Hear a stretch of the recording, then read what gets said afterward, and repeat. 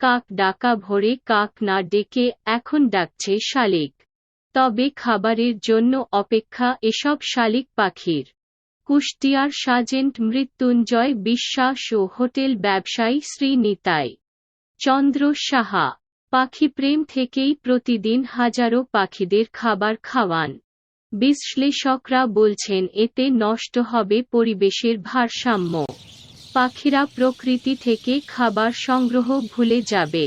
উপকার হবে না ফসলের, পরিবেশের জন্য হুমকি।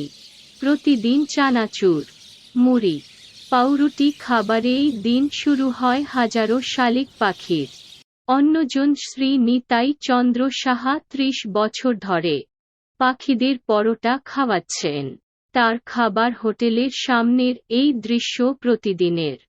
তার আসার আগেই পাখিরা বিদ্যুতের তারে অপেক্ষা করে। প্রথম কম সংখ্যক পাখি আসলেও এখন ৫০০ পাখি পরোটা খেয়ে দিন শুরু করে। সকাল বিকেল দুবেলা পাখির খাবার দেন। এরকম অগণিত পাখিপ্রেমী রয়েছে যারা নিয়মিত পাখিদের খাবার দেন। কিন্তু এমন ভালোবাসা সবার ভালো লাগলেও আছে ক্ষতিকর দিক।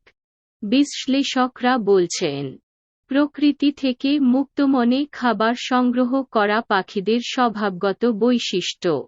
কীটপতঙ্গ খেয়ে ফসলের ও পরিবেশের উপকার করে। প্রকৃতি থেকে খাবার নিয়ে পরাগায়নেও ভূমিকা রাখে পাখি।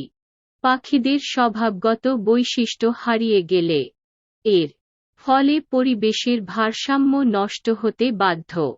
পরোটা, মুড়ি, চানাচুর পাখিদের উপযুক্ত খাবার কিনা খতিয়ে দেখা উচিত।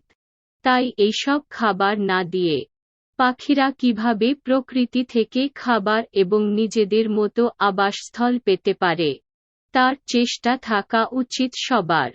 তো বন্ধুরা, আপনাদের ভিডিওটি ভালো লাগলে লাইক দিবেন। যদি নতুন কিছু দেখতে চান কমেন্টে অবশ্যই জানাবেন। নতুন ভিউয়ার্স হলে সাবস্ক্রাইব করবেন। আপনাদের ভালোবাসা ছাড়া কোনো দিন এগিয়ে যেতে পারবো না। আপনার মঙ্গল কামনা করছি।